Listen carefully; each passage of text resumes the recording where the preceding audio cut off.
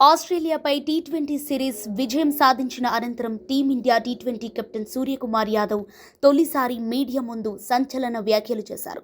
సూర్యకుమార్ యాదవ్ మాటలు నేరుగా Asia cup trophy వివాదాన్ని, ముఖ్యంగా పాకిస్తాన్ క్రికెట్ బోర్డు అధ్యక్షుడు మొహసిన్ నఖ్వీని ఉద్దేశించినట్లుగా స్పష్టమవుతున్నాయి. ఈ కామెంట్స్ క్రికెట్ వర్గాల్లో ఇప్పుడు తీవ్ర చర్చకు దారితీశాయి.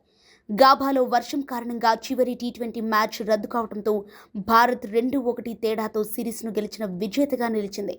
సిరీస్ ట్రోఫీని అందుకున్న సూర్యకుమార్ యాదవ్ ప్రెస్ కాన్ఫరెన్స్లో తన సంతోషాన్ని ప్రత్యేకంగా వ్యక్తం చేశారు. చివరికి ఒక ట్రోఫీని చేతితో తాకే అవకాశం దక్కినందుకు చాలా సంతోషంగా ఉంది. సిరీస్ విజయం ట్రోఫీ నాకు అందించినప్పుడు దాన్ని నా చేతుల్లో పట్టుకొని ఆ అనుభూతిని పొందానని సూర్యకుమార్ యాదవ్ పేర్కొన్నారు. ఈ వ్యాఖ్యలు ఆసియా కప్ ఫైనల్ తర్వాత జరిగిన నాటకీయ పరిణామాలను సూచిస్తున్నాయి. ఆసియా క్రికెట్ కౌన్సిల్ అధ్యక్షుడిగా ఉన్న మొహసిన్ నఖ్వీ చేతుల మీదుగా ట్రోఫీని తీసుకోవడానికి టీమిండియా నిరాకరించింది.